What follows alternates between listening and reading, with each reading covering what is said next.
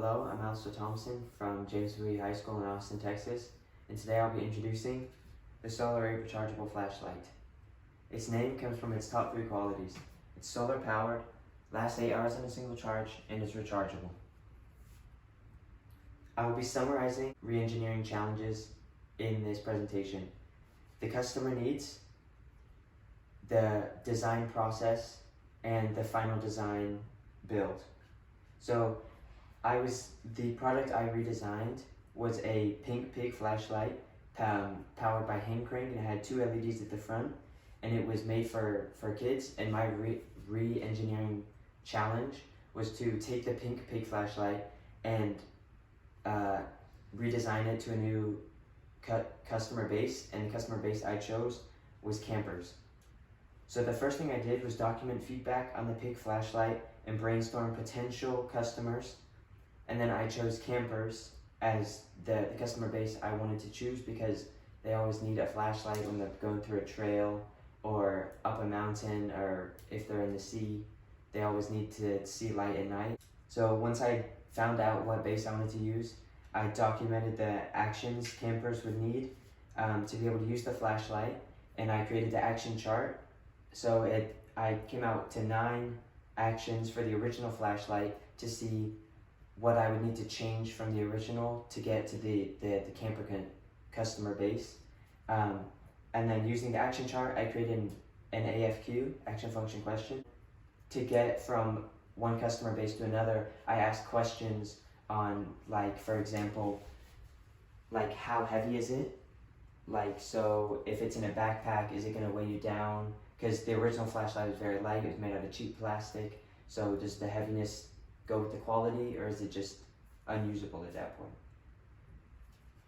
So next, I interviewed 5 campers for my customer base using the original pink pig flashlight, and asked what they liked and didn't like about the flashlight and how they would use that when they were camping. So I got an interpreted needs list right here.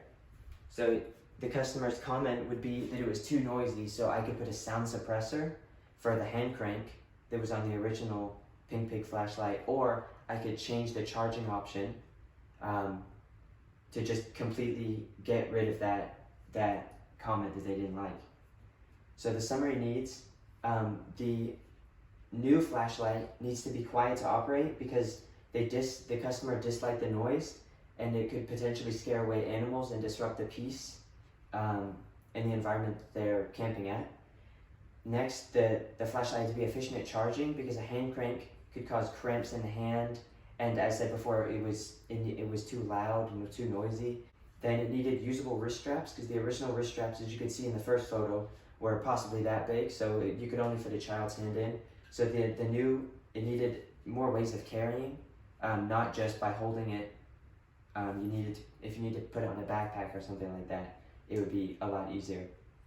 Then another comment was it needs stronger LEDs because if I was camping and let's say I'm at the edge of a cliff, the original flashlight did not have enough power to shine a bright beam that would light up 10 feet in front of you. So the new flashlight would need to change that.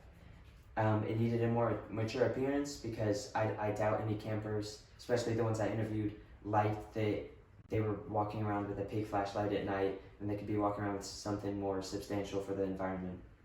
And then the hand crank, as I said before, it could cause cramps. None of the customers liked it, so we needed a new charging option. So once the interviews were complete and analyzed, the pig flashlight was disassembled to see how it worked.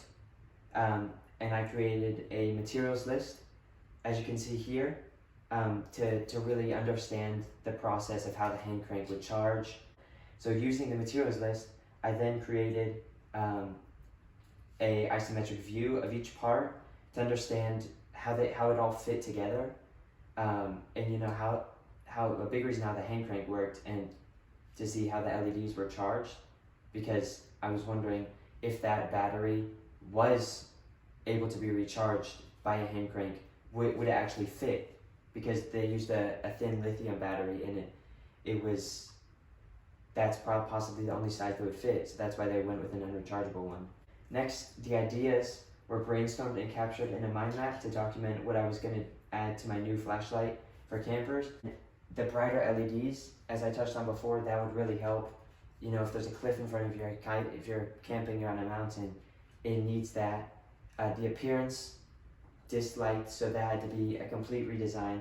And then it was at this moment that I chose to go with solar power, because the camper is always in the wilderness. So if they run out of charge on the hand crank, that's going to waste time. You could do it on the move, but that's going to cramp your hand if you're climbing or something. So you could just use solar power. You just put it out in the sun. You can hold it in the sun. Then you can use the flashlight for the whole night without having to charge it again until the morning. And then a few concepts were generated. So this was my first concept. It was boxy, had solar panel, had a compass, and it had a solar cover to protect the solar panel, which I will touch on later, but I decided not to go with that because the boxy shape was hard to grip, and that just goes against what I said before about being easy to hold, and it could cause hand cramps as well. So then I changed to these two next concepts. They were more round, ergonomic grip, you know, very pleasant in the hand. They would be lighter possibly. They were also longer. So then in my final design, right here to the right, I chose to make it a more stout shape, but it also has the grips, more ergonomic. It's got the solar cover from the first concept, and it's very like structurally sound to fit in every environment. And I found that this was the final design I wanted from my pew chart when I put in the original pink pig flashlight, and then based the other three concepts onto that. And then I took each idea from these and created a final one to make sure I had the perfect flashlight for the campers.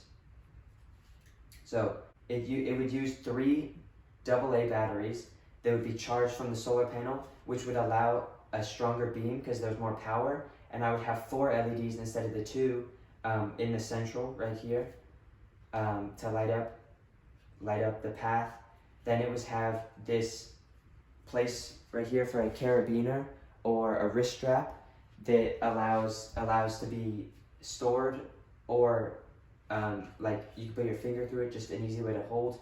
Then I have the grips on the side. They would be rubber grips, easy to hold from the side, from the bottom, from the top. It just allows a good grip, solid, it's not going to slip out. Then I have the solar cover, which would protect the solar panel when you're not using it, let's say at night. If you drop the flashlight, like one might do if it was wet, it's going to protect the solar panel so that you don't have to go buy a whole new flashlight.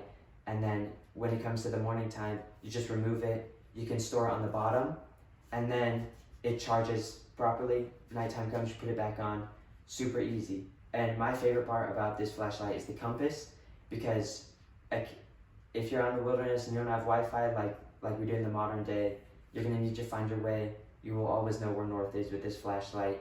And when it comes to night, the light also lights up the compass, so that you will always see which way north is and what direction you're facing right now.